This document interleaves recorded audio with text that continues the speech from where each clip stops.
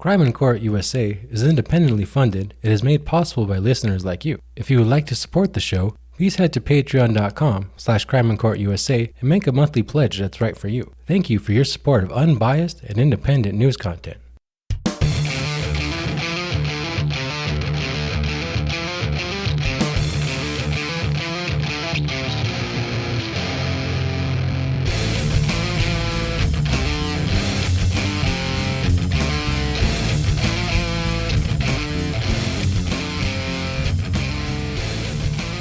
Hello, and welcome to episode 11 of Crime in Court USA.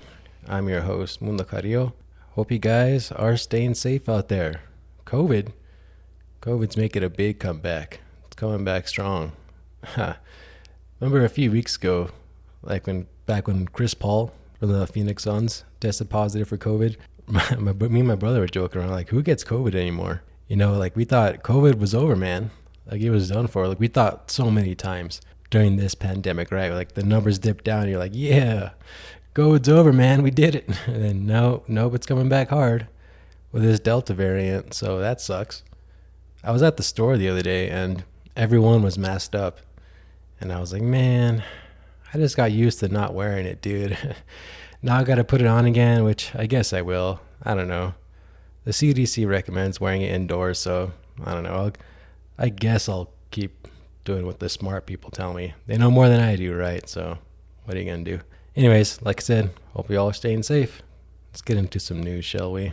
So today, I would like to talk about New York Governor Andrew Cuomo and all the trouble he seems to find himself in recently. He is now the subject of 2 separate criminal investigations in New York State after a report came out that said he made sexually suggestive comments and performed unwanted touching on at least 11 women. That has President Joe Biden and Speaker of the House Nancy Pelosi and the New York Democratic Congressional Delegation calling for him to resign. So, the 165-page report was released by the New York Attorney General on Tuesday, August 3rd. It says Cuomo sexually harassed a number of current and former staffers by engaging in unwelcome and non-consensual touching, as well as making comments of a suggestive and sexual nature that created a hostile work environment for women. The report also found that the behavior extended to other state employees, such as a state trooper on his security detail, and members of the public. Finally,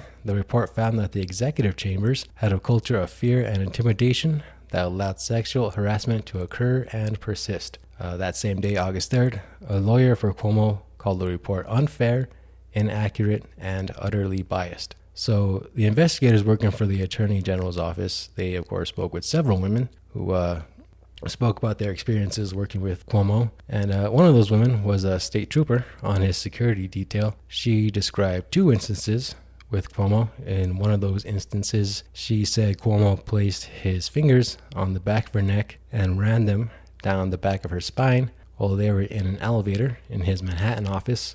During that same occasion, he asked why she didn't wear a dress and asked if he could kiss her. He also made some other inappropriate comments, like saying that she was too old for him, even though she was in her late 20s, and the governor allegedly told her not to say anything of the conversation. And at a different event in Long Island, at an event on Long Island in 2019, the same trooper said she felt the palm of his hand on her belly button. The report goes on to say that to be a woman in Cuomo's orbit was to live the dichotomy between fear and flirtation, and people in his inner circle did their best to protect him, which created a hostile work environment for would-be accusers. And it got so bad with the intimidation that unwelcome sexual attention was often seen as a better alternative to the toxic work environment that would come from lodging a complaint or allegation against the governor. So Cuomo was interviewed for the investigation as well, and he generally denied any kind of inappropriate touching, although he did say that he would hug this one woman, but he said that she was the initiator of the hugs, and that he did say that he did kiss one woman on the lips, but forgot who it was.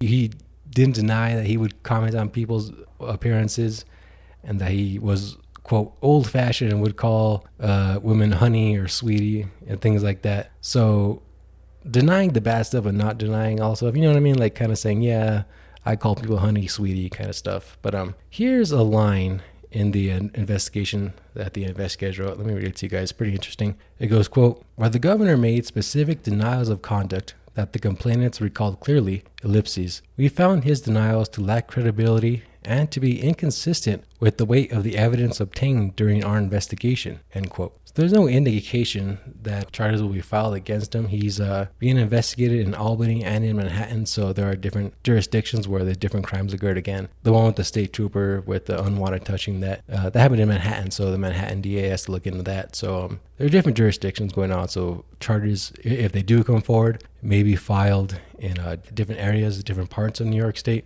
And for that to happen, that gets kind of tough too, because to proceed with the criminal trial, victims do have to come forward and they do have to testify publicly. So their names will be out there. It'll be a public trial. And that kind of gets hard to do because a lot of times in sexual assault cases, victims do back out. Those cases get hard to prosecute. Maybe that won't be the case in this one. Again, if criminal charges do move forward. But again, those are a little bit harder to prosecute. One of his victims, or one of his accusers, I should say, did say that she is going to file a lawsuit, that she plans on filing a lawsuit against him for retaliation for publicly accusing him in the past. So on top of potential criminal charges and potential lawsuits, there are calls for him to resign from powerful Democrats, including Joe Biden, Nancy Pelosi, the New York Democratic delegation, congressional delegation. There's also the New York State Assembly says it's nearing completion on its impeachment inquiry. So potentially articles of impeachment may be coming down. We may know about that in the next week or so, it looks like. So yeah, it seems like a lot of people think that Cuomo may either resign or be impeached, that his political career may be over for now. Who knows? But with all this pressure of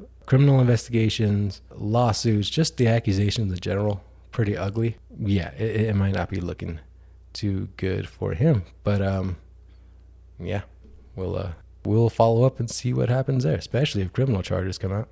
And that is about all I have to talk about today. I'm back, baby. Feels good to be back.